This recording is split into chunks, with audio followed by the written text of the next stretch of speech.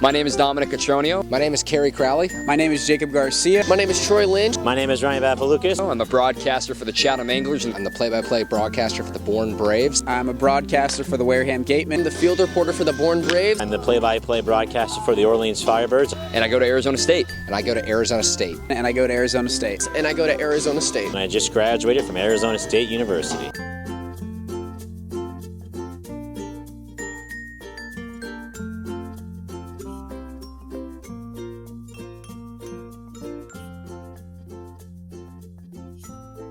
I think from the age of about 8 years old, I was interested in play-by-play because I knew right away that I wasn't good enough to be a professional athlete. Well, my dad is a play-by-play broadcaster, and I've been around it my entire life. When I was younger, I want to say I was 7 or 8 years old, I knew what my dad did. I was self-aware and everything. So what I did is, on good old backyard baseball, I would set it to a simulation, turn off the broadcasters, and then do the game myself. I started doing play-by-play my freshman year at Arizona State. I did basketball, men's and women's, and baseball and softball. And I just loved the feeling of kind of telling the story of the game. And the more I did it, the more I enjoyed it.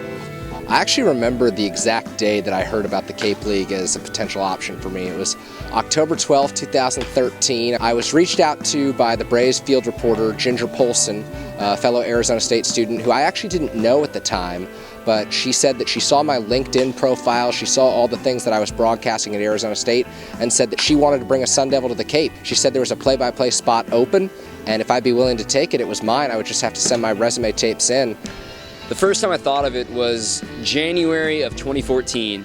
My dad and I were on a car ride from Tucson to Phoenix, and we started talking about with the upcoming season ahead for ASU baseball, and I had already been selected to do ASU Pac-12 digital streams. He thought, what would be the next step for me after this baseball season is over? And he said, either you can go try to find a rookie ball short season job, or maybe try to find a summer league like the California League or the Northwoods League, and then he mentioned the Cape Cod League. And it was very unknown to me. I had heard of the Cape Cod League, as most baseball fans know about and college baseball fans know about. I'd never really looked into it. I didn't know the names of the towns. I didn't know much about it. And then, started getting the wheels turning and found myself here in Chatham. And a few other interns that are here, Kerry Crowley, Dominic Catronio, and all of them, they've been to the Cape years before, and they said it was a great broadcasting opportunity, and I wanted to get in on that right away as soon as I can. Even if I didn't have a lot of experience, I knew that some of the best broadcasters in the entire nation were going to go there, and that's where I wanted to be. I honestly thought there was nothing I would rather spend a summer doing, getting to come out every single day and broadcast baseball. So sent an email to a bunch of teams and heard back from the Gatemen first, so I committed there.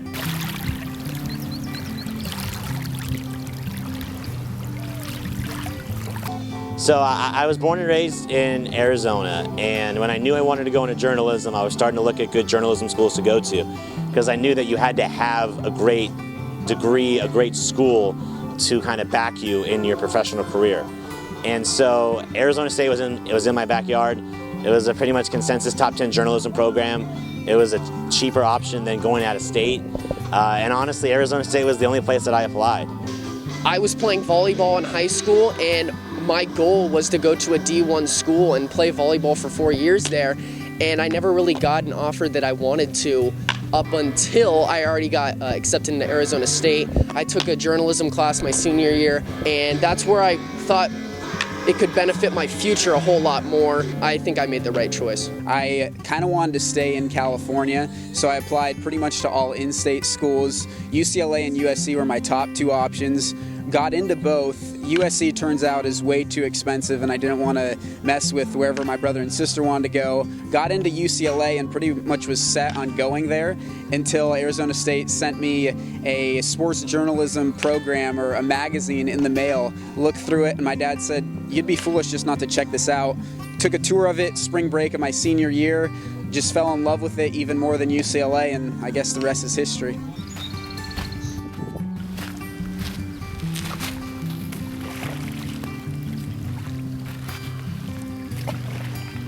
Cronkite has been especially important for me to advance my play-by-play career because, in my opinion, the only way you get better is by getting play-by-play reps. And at a school like Syracuse, at a school like Northwestern, the bastions of journalism, considered the greatest places on earth to attend school, you don't get the type of experience you do at Arizona State when you're a freshman and a sophomore, when you're able to get live play-by-play calls. Freshman year, I was on the air doing hockey intermission reports, and that just started to build my camera presence. And I didn't know much about hockey. I always enjoyed hockey. I knew that down the road, though, if I did this, it could help me to maybe get a baseball play-by-play spot, and that's exactly what it did. I already had a tape. I got to do baseball play-by-play for the Pac-12 digital streams on pac-12.com. And being able to broadcast for a various amount of sports, I've done volleyball, baseball, lacrosse, so many different options, even track and field.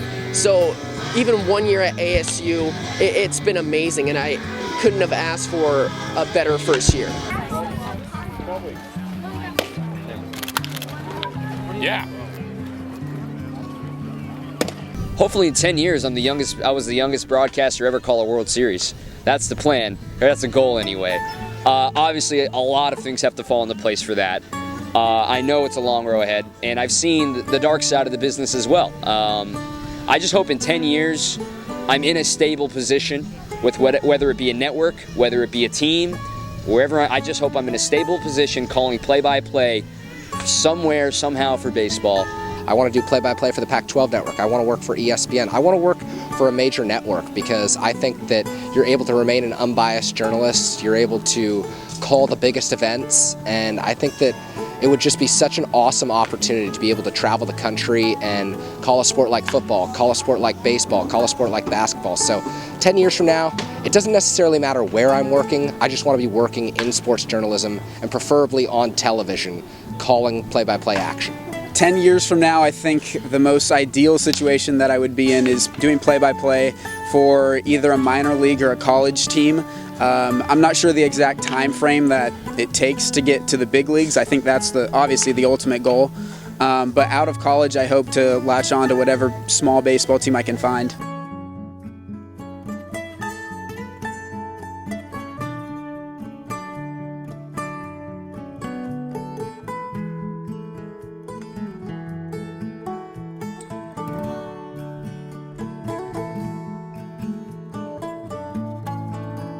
Every single morning, 6 days a week, I wake up at 5:15 in the morning because I work at a golf course and I do maintenance work for them. And at the beginning of the summer, I used to ride my skateboard to work, which is about like 2 miles away, and it takes me like 15 minutes to get there. I make it home by 2:15, and then normally we leave for the baseball games around 3 o'clock if it's a home game or an away game that's rather close. And I shower, I eat, and then I pack up, and then get going to the baseball field. I wake up at 11. After that, I go on a short run, come back, do a bunch of prep for our broadcasts, take off for the road if it's a road game, or if it's a home game, head over to Staples, print out stat sheets, get to the game about 2 hours, 3 hours before it starts, broadcast the game, tear down our broadcast, do some interviews after the game, stay up, cut highlights, write a recap perhaps, watch some Major League Baseball, then go to bed and repeat it times 44. I'll wake up usually about 7:30 in the morning and then eat breakfast, catch up on everything MLB related, and then from there I'll head over to Anglers Kids Camps in the morning that I help instruct. Then I'll eat lunch and maybe take a nap, and then it's time for baseball. We'll hit the road or head back to the field, get the stories, and then it's game time. And that's really the entire day. It's start to finish baseball field.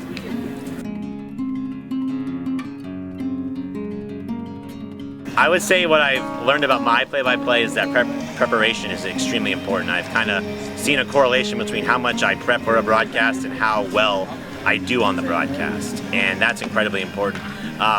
Communicating with coaches and having the relationship with players and being able to kind of tell those stories is something that I've never really been able to do. But here you actually get to have a more intimate relationship with the coaches and with the players. I've learned much more this summer than I learned last summer on play-by-play. Last year was really my first 44-game stretch, as I say, to experience what play-by-play is like. This summer has really given me a great opportunity to experience what it's like to be a professional storyteller. And coming into the summer, I had my doubts about my future as a play-by-play broadcaster. I wasn't sure if this is a career where I could fit in, but after 40 some odd games, I feel that I'm ready to pursue it. I want to pursue it. I think I've learned to develop my own voice, and that while it's great to have my dad in my corner, I need to make sure that I'm not copying what he's doing, and that I'm creating my own style and the way I like to set up the defense, or the way I like to call pitches, or the way that, you know, I call a home run. I mean, I think it's developing who I am as a broadcaster, not mimicking in entirety of other broadcasters I've listened to.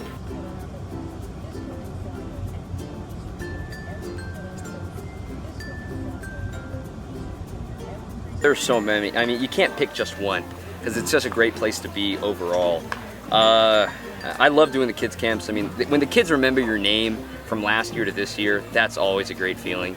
Even though you're just the broadcaster and they remember, you know, they look at you just like a player would. It was really cool to get to experience Fenway Park. We got to have it kind of to ourselves with some of the scouts and some of the other teams, and we got to have a little adventure with some of the other broadcasters.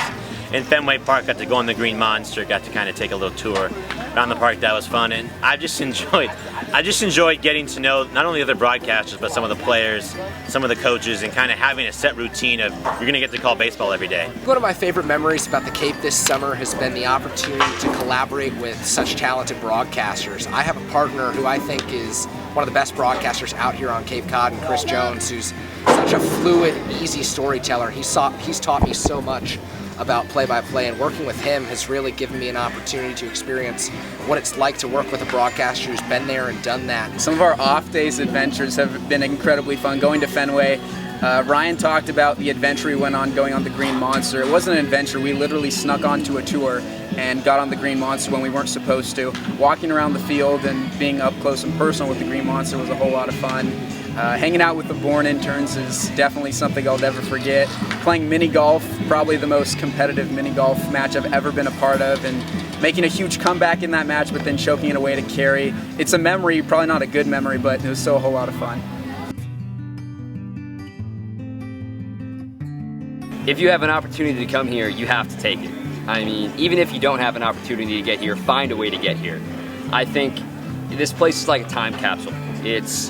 Everything fits in where it's supposed to be. I mean, even, you know, the Dunkin' Donuts looks like it's a part of the town, like it's been there since, you know, 1692. I highly recommend, if they have any interest in broadcasting, they come here and do the same thing. It was an amazing experience, and I hope to come back again next summer and continue to learn more about broadcasting. There's not a place I'd rather be at this moment, and this is exactly where I need to be for broadcasting. I'm going to say that I had the best summer that I ever could have imagined. I got to spend a summer in a beautiful part of the country. I got to broadcast baseball every day. I got to meet a ton of amazing people, and it's an experience that I will never forget. It was the hardest but most fun experience I've ever had, and it's just a blast having to go broadcast baseball every single day and really get into the statistics of it and just like digging deep, building relationships with the players. I mean, I've had some of the experiences that I never would have gotten if I was just sitting at home and, you know, just taking the summer to have fun.